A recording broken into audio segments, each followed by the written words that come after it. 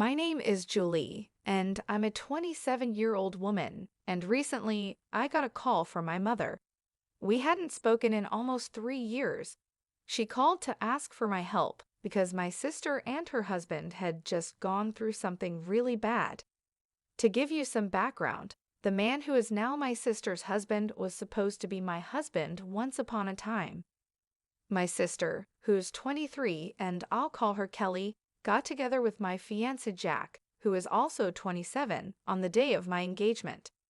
Jack and I had been together since college, and after almost 3 years, he proposed to me. He even threw a party to surprise me on the night of our engagement. I remember feeling like I was on top of the world until about 2 p.m. that day. I decided to step out into the backyard to get better phone reception, and that's when I saw my sister and Jack. They were making out so passionately that it took them a few seconds to even notice me standing there, completely shocked. I couldn't believe he would do this to me, especially after almost 3 years together, and on the night of our engagement, no less. When they finally noticed me, they quickly pulled apart, but it was too late. I ran to my car and drove as fast as I could to the nearest hotel. I was in complete shock and trying to process what I had just seen, hoping it wasn't true. But then I received a text from Kelly, apologizing and saying she was in love with Jack. Apparently, this had been going on for a long time. I was in my hotel room when I got that text, and I broke down like never before. After that, Jack texted me too, saying pretty much the same thing. He told me that he had only proposed to me because he thought that if he committed to me, he could push Kelly out of his mind. Obviously, that didn't work, and it made him want Kelly even more. He said it wasn't about me, but it was about them, and they just knew they were meant to be together. I was just a stand-in, a way for Jack to eventually meet Kelly. I stayed at the hotel for a few days, trying to pull myself together. I was still feeling lost and trying to convince myself that this was just a bad joke life was playing on me. After almost 5 days, I finally went back home because I needed to get my things and go back to work if I didn't want to get fired. When I got home, I realized that my family had been staying with Jack, all under the same roof, waiting for me to return. It might have been touching if it weren't for the reason I left in the first place. Everyone had been trying to text me and get a response from me nonstop after I disappeared, but I hadn't answered a single one of those messages. So when I finally came back, there was a lot of chaos. Everyone made sure to hug me and tell me how glad they were to see me. Even Kelly had the nerve to come up to me with tears in her eyes and give me a big hug when she saw me. I was too shocked to even react and just stood there silently while everyone crowded around me. Finally, when things calmed down, I cleared my throat and told them that I was only back to get my things and move out for good.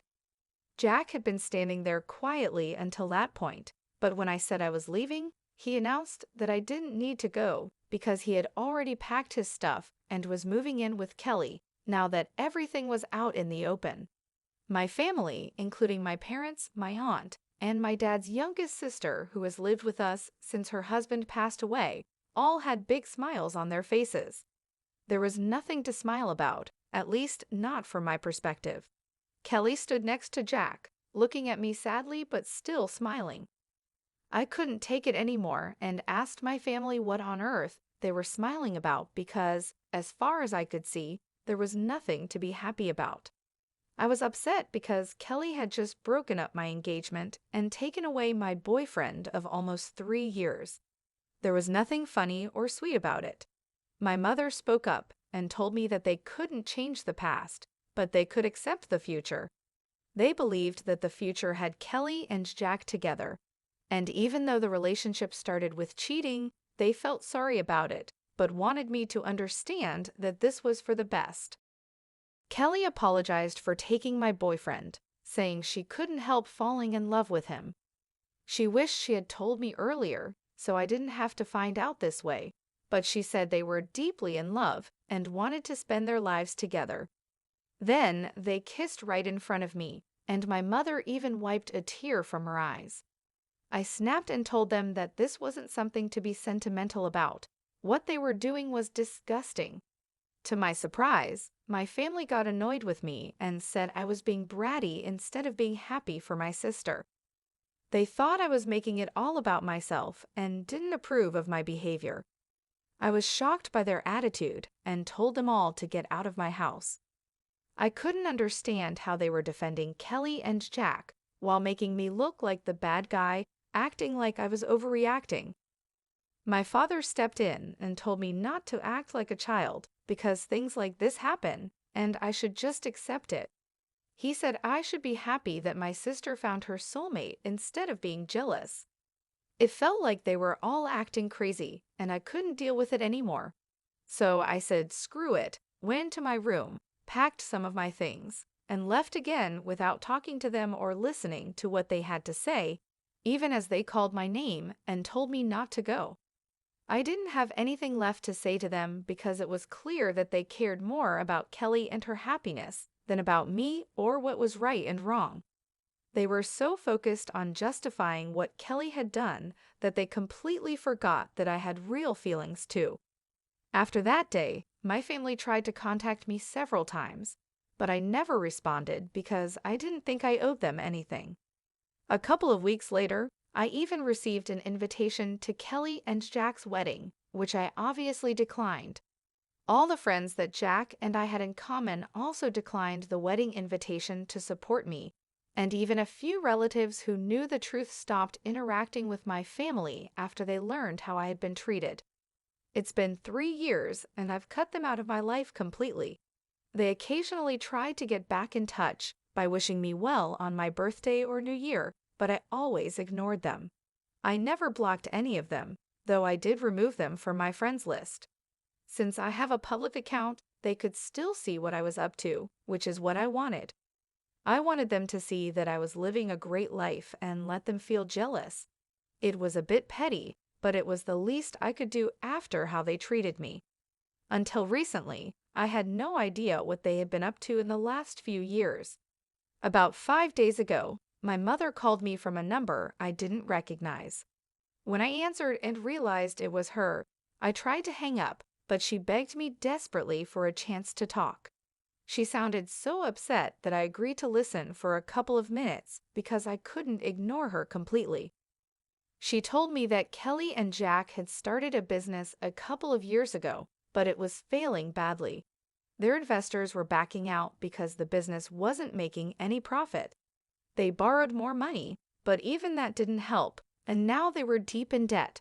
Loan sharks were after them, and they were being hounded by everyone from their employees to their investors and the people they had borrowed money from. I lived a comfortable life and could afford to help them out, so my mother turned to me as a last resort, begging me to loan them money to pay off their debts. She wasn't asking for a small amount either. She wanted almost $95,000 to help Kelly and Jack. I asked why Kelly wasn't the one calling me if she needed help and why she was making our mother speak to me instead. My mother explained that Kelly and Jack didn't even know she was asking me for help because they had told her not to. I guess they all still remembered what happened 3 years ago. Kelly didn't want me to know about their situation and wasn't ready to take help from me, but my mother didn't know anyone else who could give them that much money quickly. A couple of months had already passed, and Kelly and Jack were struggling even to put food on the table. My parents and Jack's family were helping as much as they could, but it wasn't enough. They had their own futures to think about, especially since most of my family, including Jack's parents, were retired. That's why my mother, with no other options, had called me to ask for help. I could afford to help them, but I really didn't want to. Kelly was right not to contact me for help because they lost the right to ask anything of me the day they cheated on me. I told my mother that I couldn't help them, and even if I could, I wouldn't. She sounded very upset and told me I was being cruel and needed to think about my family. I reminded her that Kelly and Jack didn't think about me when they had their affair, and my family didn't think about me while they supported them.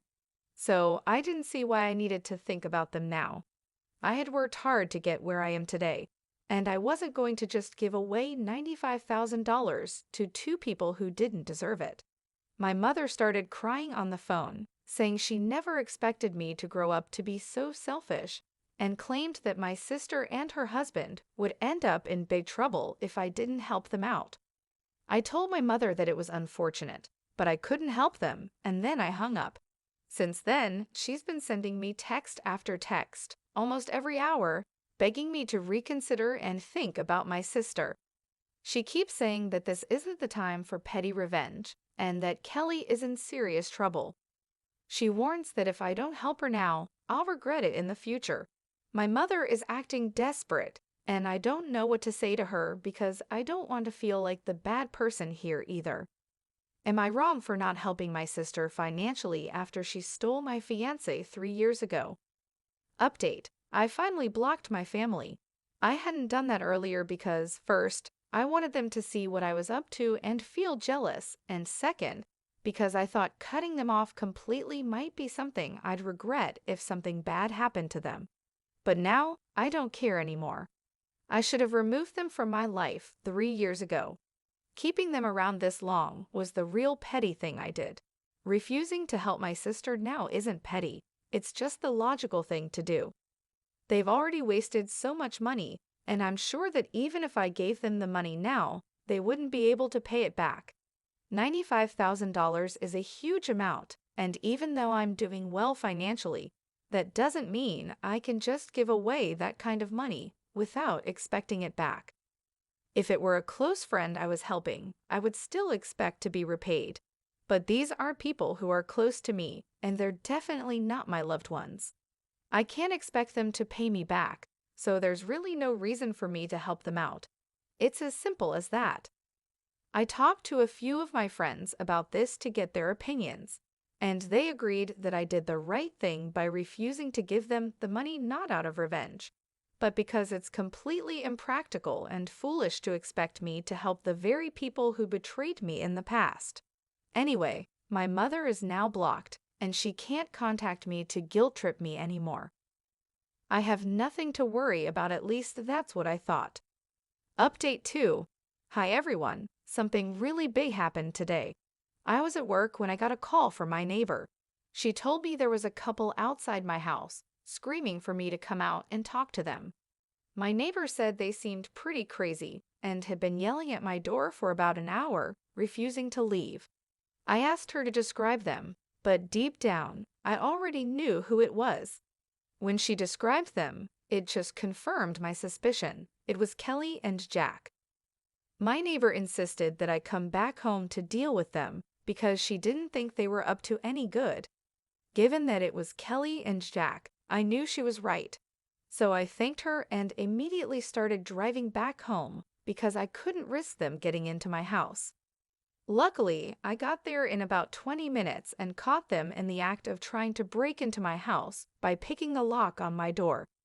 I pulled up in front of my house and demanded to know what they thought they were doing. I tried to call the police right away, but Jack moved like lightning and knocked the phone out of my hand. Kelly walked over and said they were just there to talk, and they didn't want anything from me, at least not right now. I told them to make it quick and made it clear that they shouldn't expect me to invite them inside. Whatever they had to say would have to be discussed outside in the yard. They seemed okay with that, which was a relief because I didn't think it would be a good idea to let them inside. They already seemed pretty hostile, and I didn't know what to expect. Kelly started talking and told me that our mother had informed her about the phone call and how I had ignored the texts that followed and even blocked them all.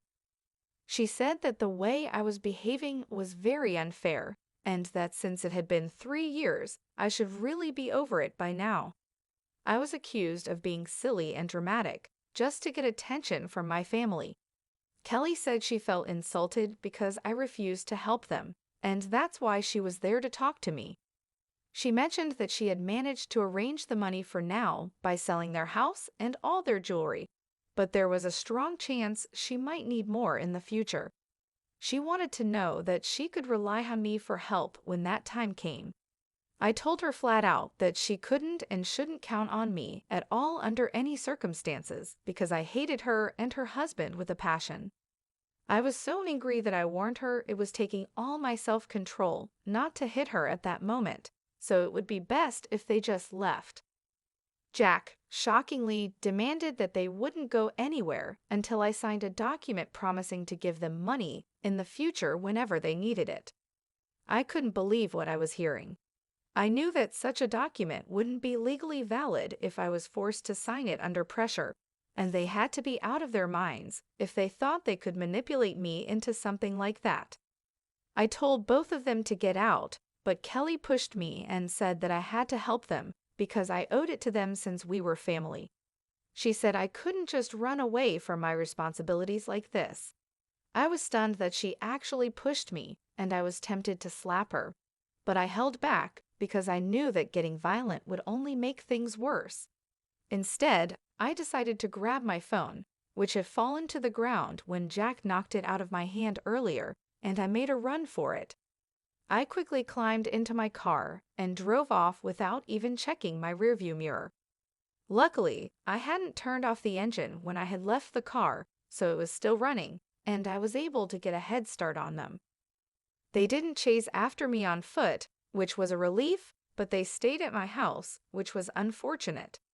Once I was at a safe distance, I decided to call the police and report what was happening. I drove back to my house just in time, arriving shortly before the police got there. Within about 25 minutes, they showed up, and I filled them in on everything that had happened. The police arrested Kelly and Jack and took them away. I knew the charges weren't that serious, and they'd probably get off easily, but it was still worth it because at least they were taken away, and I didn't have to deal with them anymore. A few hours have passed since then, and I haven't heard from anyone in my family, which is strange.